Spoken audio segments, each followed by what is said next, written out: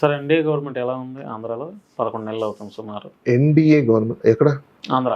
ఆంధ్రాలో NDA government ఎక్కడ? అదే చంద్రబాబు గారి కూటమి. కూటమినా? TDP government. టీడీపీ చంద్రబాబు గారు, బీజేపీ, అక్కడ పవన్ కళ్యాణ్. కూటమి అననే బీజేపీ సార్ టీడీపీ గవర్నమెంట్ అంటారు. అంతేనంటారా? అంతే. ఆ. కూటమి ఎక్కడ అసలు అక్కడ? కూటమి కలిస్తేనే కదా వాళ్ళు గవర్నమెంట్ గా ఫామ్ అయింది. ఎవరు చెప్పారు?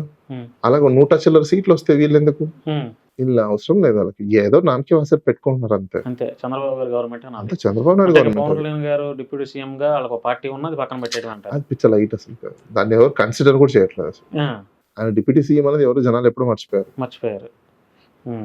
అంటే పవన్ కళ్యాణ్ గారికి ఒక బిరుదు ఇవ్వాలనుకుంటే ఏమిస్తారు మీరు? ఆయనక బిరుదు ఇవ్వడానికి ప్రైజ్ మనీ దండగా అసలు అది కొనడం పొలిటికల్ గా ఆయన చేస్తున్నటువంటి ఆయన పొలిటికల్ గా చేస్తున్నారు అంటున్నారు కదా, నేను మీకు ఒకటి చూపిస్తాను. నేను కాదు, ఒక అమ్మాయి చాలా బాగా డిస్ప్లే ఇచ్చింది. But I will show. అంటే నాకున్న డౌట్స్ ఇప్పుడు ఆ అమ్మాయి కూడా చెప్పింది. ఒక చిన్న 2 minutes అంతే. ఇప్పుడు ఆయన్ని ఫాలో అవ్వాలి అంటారు, ఆయన గుడ్డిగా నమ్మండి అని అన్నారు. ఓకే, నమ్ముదాం గుడ్డిగా కాసేపు. అదేంటి సార్, లక్షల మంది ఫ్యాన్స్ ఉంటాయి. అదే కొన్ని క్వశ్చన్స్ ఉన్నాయి చూడండి.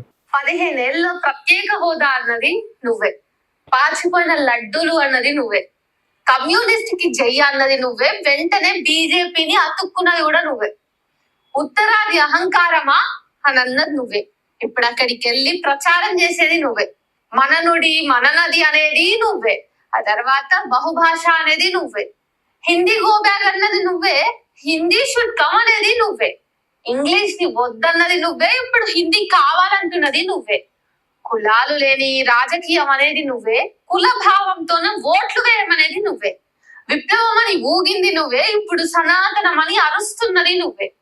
ఇలా ఒకటా రెండా ఎన్ని చెప్పమంటావు? నీ మాటలు ఇష్టానుసారం, నీ చేతలు ఇష్టానుసారం, నీ స్వార్థం కోసమో పెన్ డ్రైవ్ కోసమో నువ్వు లొంగిపోయావు. మన రాష్ట్రానికి అనుకున్నా, ఇప్పుడు ఎన్ని చెప్పమంటావు? నీ మాటలు ఇష్టానుసారం, నీ చేతలు ఇష్టానుసారం, నీ స్వార్థం కోసమో పెన్ డ్రైవ్ కోసమో నువ్వు లొంగిపోయావు. మన రాష్ట్రానికి అనుకున్నా, ఇప్పుడు ఇతర రాష్ట్రాలకి ప్రమాదకారిగా మారావు. నీ వల్ల ఈ రాష్ట్రం ఎంతో నష్టపోతుంది. ఒక తరం నీ వల్ల నాశనం అయిపోతుంది. నువ్వు లాస్ట్ లో అమ్మాయి ఒక తరం నీ వల్ల నష్టపోతుంది. ఇప్పుడు నాకు ఒకటి ఆలోచించండి, పవన్ కళ్యాణ్ ఏం పిలుపునిచ్చాడు? నన్ను గుడ్డిగా నమ్మండి అన్నాడు. వెరీ వెల్, మంచిది. ఏది నమ్మాలి ఇప్పుడు గుడ్డిగా? ఇప్పుడు అమ్మాయి చెప్పిన దాంట్లో హిందీ గో బ్యాక్ అన్నాడు, నమ్మారు. ఇప్పుడు హిందీ కమ్ బ్యాక్ అంటారు. అసలు దీంట్లో కరెక్ట్ ఏంటి? ఆయనకంటూ క్లారిటీ లేదు. దెన్ ఇప్పుడు హిందీ కరెక్టా రాంగా? ఒకటి కుల రాజకీయాలు చేయను అన్నారు, కులాలతోనే ఓట్లేమన్నారు. మరి ఏది కరెక్ట్? జనాలు గాని కార్యకర్తలు గాని నీ వెనకాల ఉండే వాళ్ళు కానీ ఏది నమ్మాలి? సో అసలు ఆయన గురించి మాట్లాడుకోవడం, నన్ను అడిగితే నెక్స్ట్ టర్మ్ నుంచి నో మోర్. అతను గెలవడు. ఓకే, ఇంకా నుంచి అతను అసలు అంత సినిమా లేదు. నేను ఓపెన్ చెప్తున్నా. ఇప్పుడు ఆయన పడిన ఓట్లు ఆయన అనుకుంటున్నారా మీరు? అతను పడిన ఓట్లలో నుంచి 6% తీసేస్తే మిగతా ఓట్లను టీడీపీ ఓట్లు. ఎవరి ఓట్లు? ఆ వర్మ గారి దయాదాక్షిణాల వల్ల ఆయన పక్కన ఉంటారు. వర్మ గారు గెలిపించలేదు అంటున్నారు. ఎవరు? నాగబాబు గారు సాక్షాత్తు పవన్ కళ్యాణ్ గారిని గెలుపు ఎవరో వాళ్ళు అయితే అది వారి కర్మ. ఆడ గ్రౌండ్ లో ఉండి పని చేస్తే నాగబాబు గారు తెలుస్తుంది. ఉత్తి పుణ్యానికి సీట్ వచ్చింది కాబట్టి ఎంజాయ్ చేస్తున్నాడు కాబట్టి తెలుస్తుంది. నాగబాబు గారు ఉత్తి పుణ్యానికి సీట్ రిజైన్ చేసి ఎమ్మెల్సీగా కంటెస్ట్ చేయమని చెప్పండి. గ్రాడ్యుయేట్ ఎమ్మెల్సీలు ఉంటాయి చూసారా, కంటెస్ట్ చేయమని చెప్పండి. అప్పుడు గ్రాడ్యుయేట్లు తీరుస్తారు, అప్పుడు తెలుస్తుంది. ఊరికే పుణ్యానికి ఏదో తమ్ముడు దయవలనో, లేకపోతే చంద్రబాబు నాయుడు గారి దయవలనో, లేకపోతే టీడీపీ కూటమి, ఇప్పుడు మీరంటే కూటమి దయవలనో ఫ్రీగా వస్తే ఎవడైనా ఏదైనా మాట్లాడతారు. నేను కూడా మాట్లాడతాను. ఇప్పుడు నాకంటే మించిన క్వాలిఫికేషన్స్ ఆయనకుందా ఎమ్మెల్సీ చేయడానికి? చెప్పండి. ఏం అవగాహన ఉంది ఆయనకి? నాకు అర్థం కాల. దేని గురించి ఆయనకు తెలుసు చెప్పండి. ఇప్పుడు నాకు తెలిసినంత తెలుసా ఆయనకి? ఇంక్లూడింగ్ పవన్ కళ్యాణ్ కన్నా తెలుసా? బేసిక్స్ తెలియదు వాళ్ళకి. తెలుసా మీకు? సనాతన ధర్మాన్ని follow what non sense. Number of PGs చేసిన క్యాండిడేట్ ని నేను, ప్రొఫెషనల్ స్టడీస్ చదివిన క్యాండిడేట్ ని నేను, ఎడ్యుకేషన్ లో టాప్ ఉన్న పర్సన్ ని నేను, సొసైటీలో నాకంటే ఒక పేరు ఉంది. వాళ్ళకిలాగా నేను ఈ పబ్లిసిటీ తెచ్చుకున్నాను కాదు.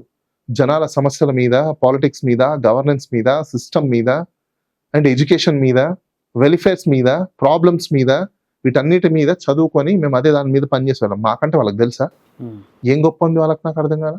అసలు ఏ క్వాలిఫికేషన్ ఉంది అతనికి? నాకు అర్థం కాదు. ఎందుకని సార్ పవన్ కళ్యాణ్ గారు నాగబాబు అంటే ఎందుకంటే కోపడుతున్నారు? నాకేమో అసలు కోపము. ఇప్పుడు వాళ్ళ వల్ల తరం నాశనం అయిపోతుంది. ఇప్పుడు నా తరం ఉంది, ఇప్పుడు నేనున్న వాళ్ళు నాకంటే సీనియర్స్.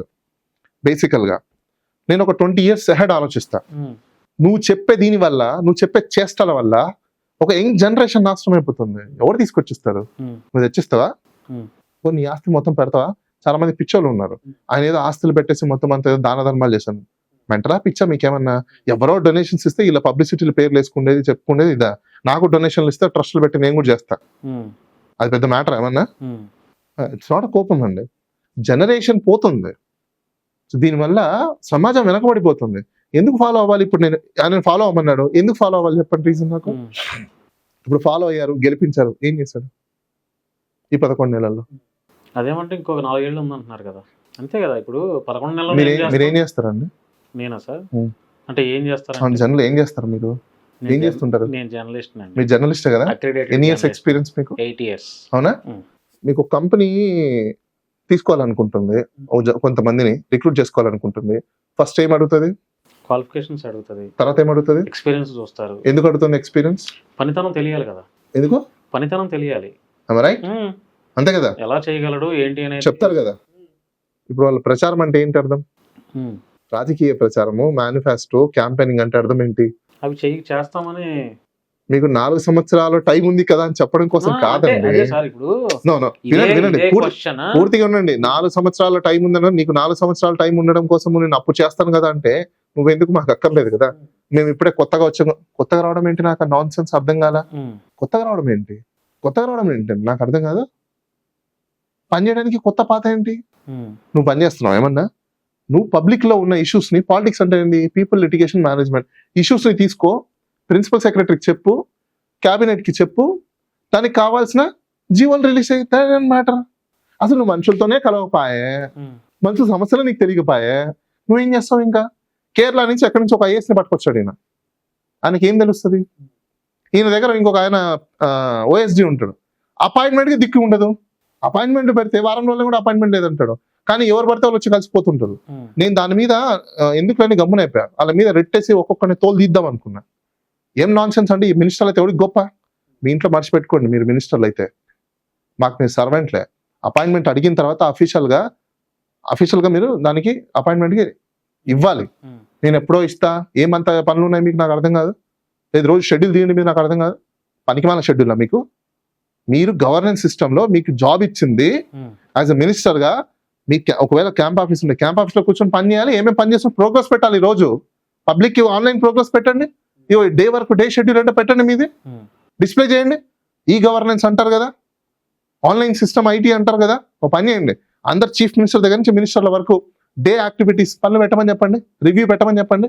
పబ్లిక్ చూస్తాం, పబ్లిక్ రివ్యూ చేస్తుంది. మీ పనులు పెడతారా మరి? ఆల్రెడీ ఎటకారంగా పబ్లిక్ చెప్పేస్తున్నారు. అన్ని వస్తున్నాయి, పథకాలు వస్తున్నాయి, అవి వస్తున్నాయి అంటే బ్రహ్మాండంగా వస్తున్నాయని ప్రజలు కూడా ఎటకారంగా చెప్పేస్తున్నారు. కొత్తగా మీరు నేను చెప్పాల్సింది ఏం లేదు. కానీ